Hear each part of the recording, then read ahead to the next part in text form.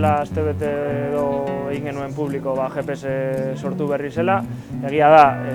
hilabete bat edo daramagula bueltak ematen prekarietatearen kontuari, gazteok egunerokotasunan bizten ditugun problematika horien aurka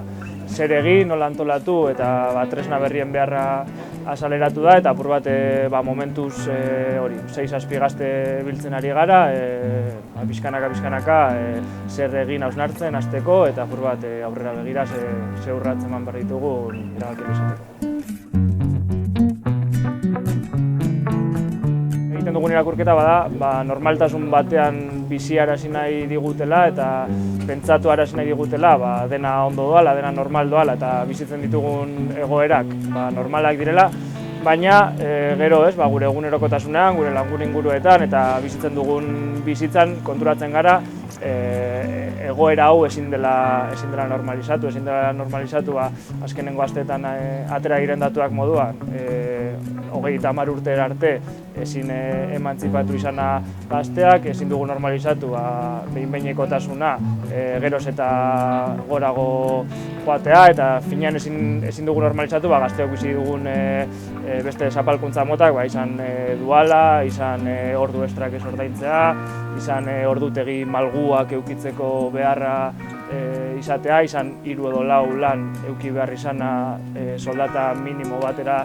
heltzeko. Horregaitik uste dugu antolakuntza dela ezinbesteko tresna bat, eta guk ez dugu ukatzen gaur egun gazteontzako badaudela borrokarako eskaintza ezberdinak, eta ez dugu inondik inora horiek ordeztu nahi, baina ulertzen dugu ere gazte askorentzat gaur egun existitzen diren tresna horiek ez direla nahikoak. Orduan, gure apostua bada sortzea beste tresna bat, gaur egun dauden horiei beste bat gehitzeko eta apur bat espazio berrietara heltzeko gaitasuna izango duena edo anbizioa behintzat edukiko duena. Gure intentzioa bada urtarrilaren 18an jardunaldi batzuk egitea, bertan analizirako tartea edukiko dugu, apur bat sistema gaur egun zenolako mekanismoen bitartez zapaltzen digun eta zenolako mekanismoak erabiltzen duen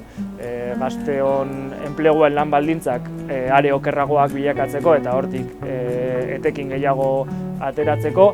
Hori izango zen lehenengo puntua, gero bai, nahiko genuke apur bat antolakuntzaren beharraz hitz egitea eta hausnartzea, eta azkenean 18an bertan gutxi gora berako zeintzuk izango diren gure ikasturte honetako lan lerroak aurkeztea publikoki eta bertan konpartitzea etorriko den jendearekin.